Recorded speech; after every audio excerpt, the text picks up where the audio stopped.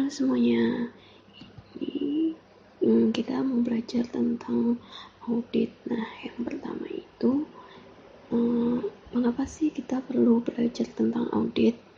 Nah, alasannya itu karena yang pertama, supaya tidak terjadi resiko yang tidak diinginkan.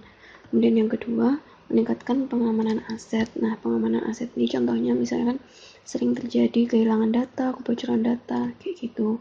Terus kemudian yang ketiga, meningkatkan integritas data. Yang keempat, meningkatkan efektivitas sistem. Dan yang kelima, meningkatkan efisiensi sistem. Next. Kemudian terminologi mengenai mengapa kita perlu belajar tentang audit. Yang pertama itu monitor. Nah, monitor ini dilakukan pada titik tertentu. Kemudian controlling ini dilakukan ketika proses sedang berjalan. Selanjutnya evaluasi ini seperti apa yang dipantau dan diawasi, kemudian hasilnya mau diapakan. Nah, seperti itu. Kemudian audit ini ketika proses sudah selesai maka dilakukanlah audit. Selanjutnya governance ini tata kelola. Kelola ini meliputi perintah yang harus diikuti, sedangkan manajemen itu melaksanakan perintah. Selanjutnya, apa sih audit itu? Jadi, audit itu merupakan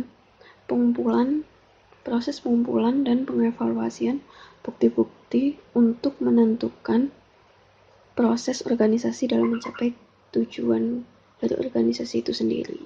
Di sini merupakan proses pengumpulan dan pengevaluasian. Nantinya akan berhubungan dengan tujuan dari perusahaan itu apakah sudah sesuai atau belum. Selanjutnya, tipe audit. Tipe yang pertama ada administratif. Administratif ini berfokus pada proses operasional. Yang kedua, finansial. Kalau finansial ini berhubungan dengan organisasi finansial. Contohnya kayak lebih mengarah ke akuntansi kayak gitu.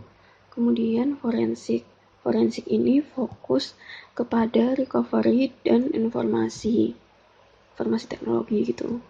Terus IS audit ini fokusnya mengaudit aplikasi atau teknologi sistem informasi. Kemudian operasional di sini lebih fokus ke proses sehari-hari dari perusahaan itu sendiri, kontrol internal gitu.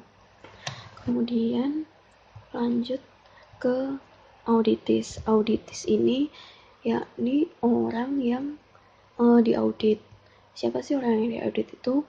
Yang pertama ada manajemen, yang kedua ada IT manager, yang ketiga IT spesialis, dan yang keempat itu user. Nah, ini merupakan siapa saja sih yang biasanya diaudit oleh auditor. Untuk auditornya itu sendiri, auditor ini orang yang melaksanakan audit.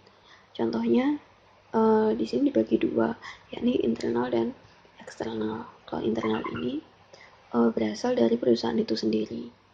Kalau eksternal ini merupakan dari luar. Yang pertama ada second party audit, itu pihak-pihak yang memiliki kepentingan dengan perusahaan. Kemudian ada third party audit, itu pihak-pihak independen dari luar perusahaan. Biasanya ini digunakan untuk sertifikasi IT. Halo semuanya, ini kita mau belajar tentang audit. Nah, yang pertama, auditor harus melakukan persiapan.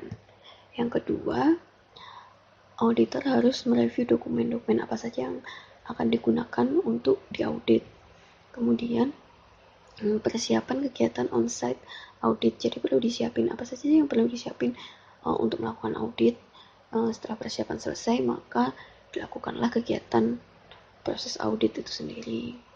Selanjutnya, persiapan persetujuan dan distribusi laporan audit.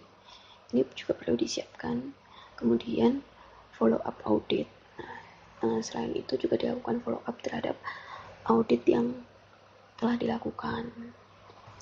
Selanjutnya yakni output dari proses audit itu sendiri merupakan ruang lingkup audit. Yang kedua, metodologi. Yang ketiga, temuan-temuan ketidaksesuaian. Jadi di sini misal ada yang nggak sesuai, nanti kita olah lagi sampai temuan itu benar-benar sudah cocok dengan proses audit. Dan yang terakhir itu kesimpulan dari proses audit itu sendiri. Nah, untuk materi hari ini mungkin cukup